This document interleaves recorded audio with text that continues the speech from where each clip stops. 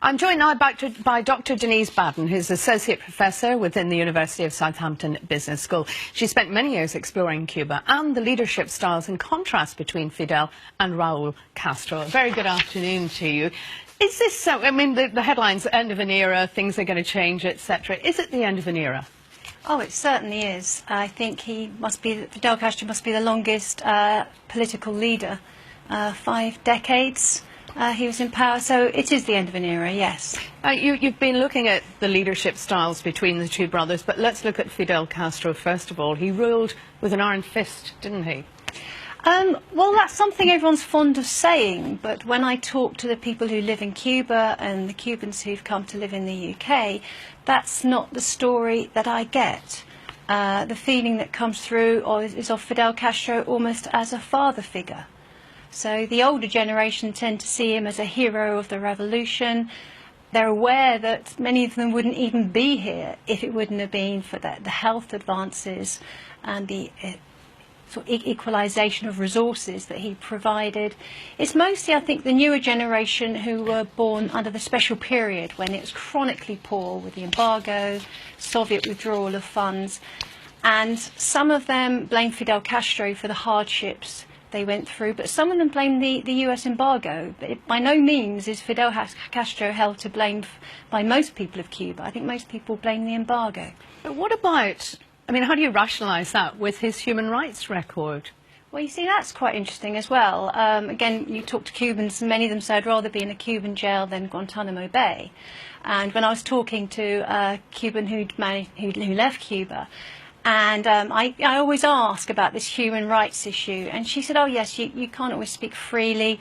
She talked about her neighbour. I said, well, what's the worst thing you can think of? And she talked about a neighbour who used to get drunk and run out in the streets screaming, I hate Fidel Castro. And she said police would pick him up and he'd be put away, but he'd be back again the next day. They'd let him go. A few months later, he'd do the same again. They'd pick him up, they'd give him back.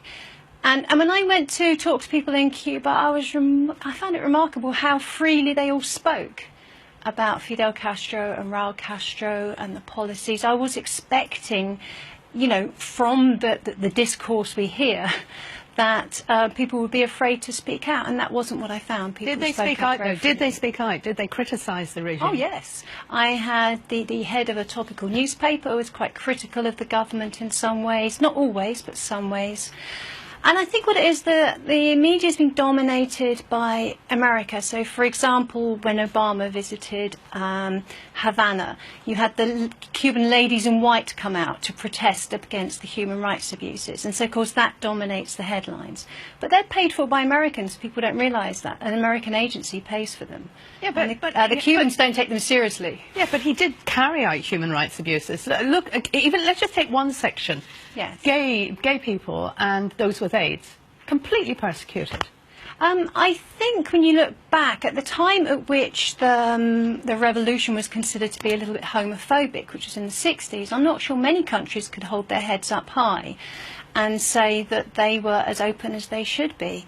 So I think you have to look at it in context of the period as well. You seemed quite fond of Fidel Castro, if I could put it that way.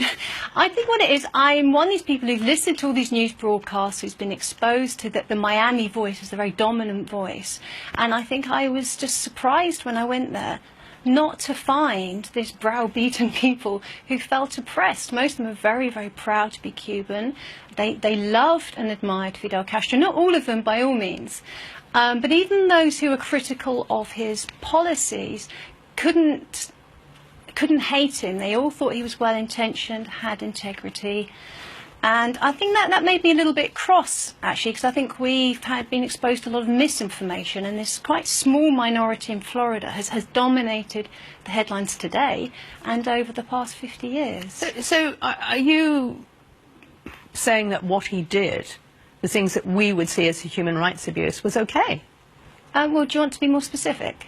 Well, the prisoners, the political prisoners, the problems with gay people, etc., etc. No, I don't think political prisoners are ever okay, and I don't think persecuting gay people is ever okay. What I'm disputing is that Fidel Castro or Cuba was any worse than any other country. I think if you expose America to the same lens, I think you'd have a stack of crimes that would overshadow what Fidel Castro has done. I think the important thing to realise is the moment Fidel came into power in the revolution, at the time in which there's very strong anti-communist feeling, the Americans did everything they could to subvert that. They invaded in the Bay of Pigs. The Cuban Missile Crisis was a response to an expected additional invasion. And there was, I think, an estimated 638 CIA-sponsored attempts on Fidel Castro's life. So I think you have to understand the responses and the fear of open speech in the context of a constant aggression coming from 90 miles over the water. Dr. Denise Baden, good to talk to you. Thank you. Thank you.